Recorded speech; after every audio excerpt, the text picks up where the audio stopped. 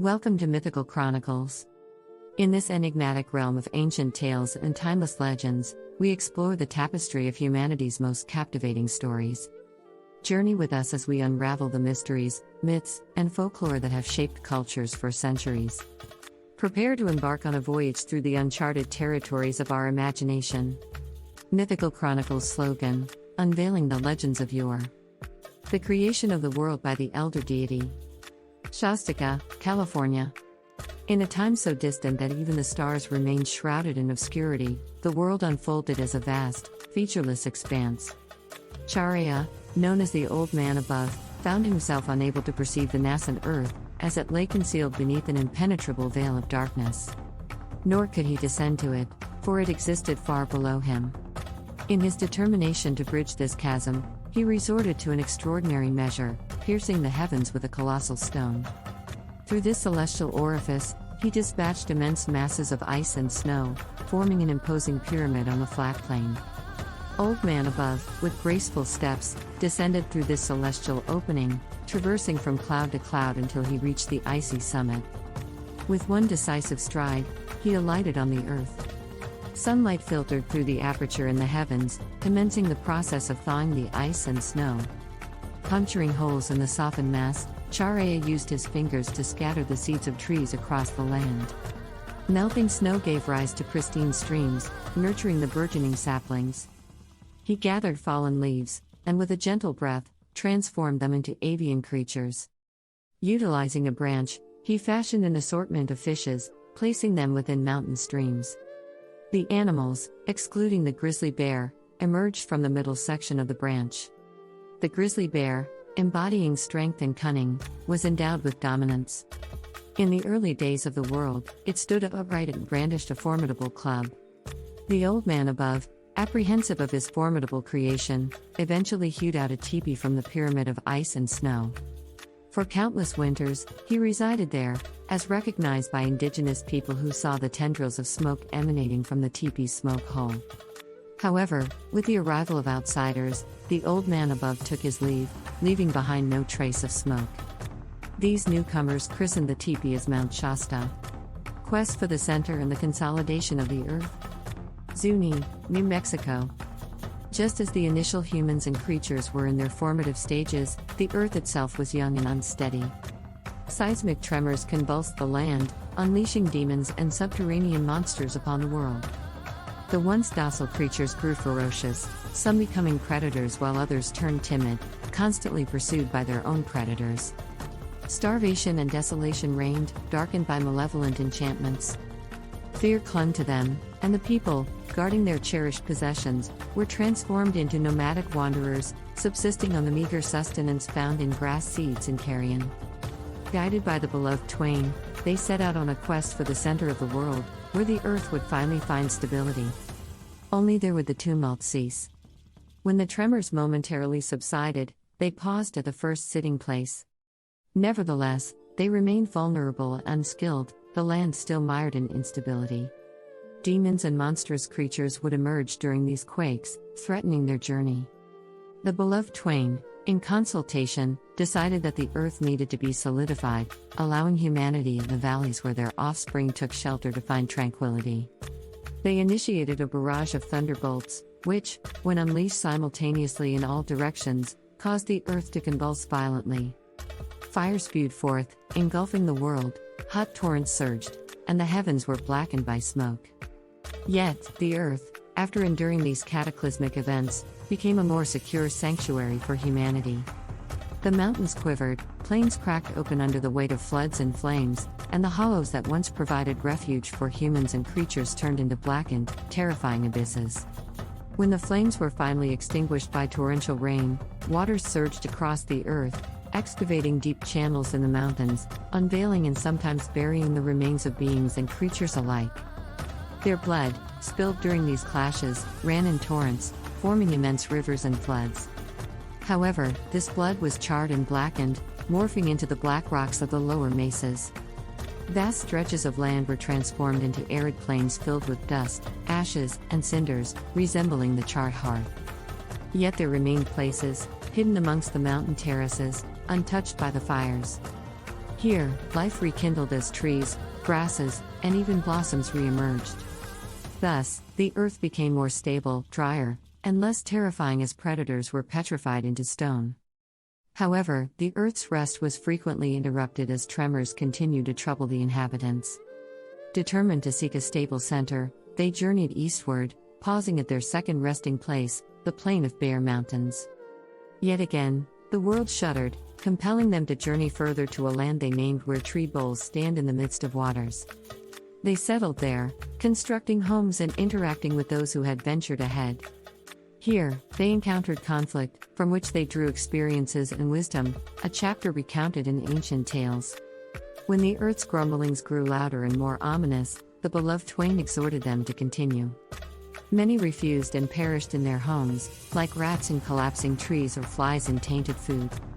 Yet, a greater multitude marched onward, ultimately reaching steam mist in the midst of waters. There, they sighted the smoke from hearth fires and encountered numerous homes scattered across the hills. Upon drawing nearer, they confronted the inhabitants, demanding answers for their presence, for their previous encounter had included hostilities. The residents of these hearth fires introduced themselves as the people of the seed, claiming to be the elder siblings, led by the gods. A debate ensued over their identities, with the newcomers asserting they were led by the gods and were, in fact, the seed people.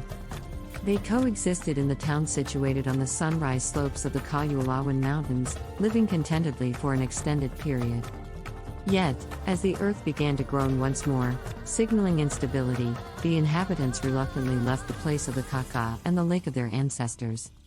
The rumblings intensified, and the beloved twain beckoned them forth, compelling them to advance in their quest for the true center of the world. However, dissent arose among the people, leading to an ardent plea for permanence. They had reached what they believed to be the middle place, and many were weary of further wanderings. They named this location the place of sacred stealing and constructed larger, more elaborate homes than ever before. While they grew in numbers and wisdom, they also recognized their uncouth appearance, especially in encounters with neighboring nations. They no longer feared the gods or monsters but grew wary of their own kind. The gods, hence, convened a council to address the situation. The beloved twain called upon the people to undergo profound transformations. They needed to adopt more human-like postures, wear garments, and forsake tails, webbed feet, and talons. The people acquiesced, enduring physical alterations that eradicated their tails and refined their appendages, though some at the end of the line fled in terror, retreating to remote areas where they resembled elderly, tail-endowed men-children. The population continued to evolve, gaining in strength and perfection, which fueled their involvement in conflicts and a degree of hubris. They had, at last, reached the middle place. Disregarding tremors and divine calls for further movement, they resolved to stay and face the world's ever-present uncertainties. As they contemplated this permanence, the earth trembled once more, and they were spurred to continue their pursuit of the true center. Gathering for a great assembly, both humans and creatures, they pondered the quandary, ultimately seeking guidance from Waterscape, known for its 6 extended legs. The aim was to find the ultimate middle. As Waterscape was summoned, a surprising sight unfolded. The Sun Father himself appeared, raising himself to the zenith and stretching his appendages in 6 directions, encompassing the north, west, south, east, the waters above, and the waters below. However, the north caused discomfort, prompting the Sun Father to withdraw it. Gradually, he descended to the earth, decreeing that the midpoint of Zuni's plain and valley was the middle place, marked by his heart's rest. His retraction of his extended limbs revealed a network of pathways leading to and from the central location, akin to the stays of a spider's web, woven into existence. Bearing witness to this divine proclamation, the people christened this place the abiding place of happy fortune, exulting in the culmination of their arduous search for the middle. The dawn of illumination. Galenomero, Russian River, California. In the primordial inception of time, the realm was cloaked in profound darkness, its obscurity impenetrable. Creatures scurried in blind disarray, while birds navigated the void with relentless collisions. Amidst this gloom, hawk and coyote pondered their predicament. An ingenious solution unfurled within Coyote's mind as he ventured into a swamp, unearthing a multitude of dry tule reeds. These reeds, woven into a compact bundle, were entrusted to Hawk, alongside flint stones. Hawk ascended to the heavens, igniting the tule reeds with sparks from the flints, and sent the blazing orb spinning across the cosmos. Yet, the nights remained obscure. Undeterred, Coyote crafted another bundle of tule reeds, slightly dampened but not devoid of kindling. Hawk once more launched it into the sky with a swift strike of the flint stones. However, this fiery creation offered less illumination than the first. The subdued luminance explained the moon's relatively diminished radiance when compared to the sun. Poco, the architect of creation. Paiute, near Kern River, California. Poco, the venerable old man, is attributed with the creation of the world as it is known. His thoughts birthed myriad realms. Within his troves, he carried an array of offerings destined for humankind. These offerings transpired in close proximity to the terrains from which they were cultivated, and thus, humans are inexorably bound to their places of origin. A time-honored belief among the Paiute is the distinction of the sun and moon.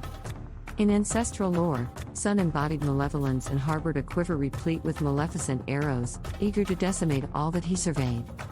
Moon, in stark contrast, exuded benevolence. Sun's daughters, Venus and Mercury, suffered a recurring fate, being ruthlessly slaughtered by 20 mortals, only to be reborn 50 days hence. Rainbow, a sibling to Poco, occupies a special niche in the cosmos. Her bosom is adorned with a profusion of resplendent blossoms. The genesis of fire is enshrouded in mystery. Some myths attribute it to the spark of lightning's kiss upon the ground, while others contend that the beaver, transporting fire on his broad, hairless tail, brought this phenomenon into existence. The beaver's act, it is told, seared away the fur on his tail, leaving it bare to this day. The Paiute vision of the universe comprises a multitude of worlds, each unique and inconceivable in its essence. In one such world, humans slither on the ground, while in another, they soar through the air with avian grace. Future worlds may see humanity walk on four limbs, crawl as serpents, or glide through aquatic realms like fish. Thunder and lightning, the divine forces. Maidu, near Sacramento Valley, California. The great man, the divine creator of the world and all its inhabitants, laid the foundation of existence. In the age when the earth was still nascent, it was searingly hot, so hot that it liquefied, and even now, the embers still smolder within the trunks and stones.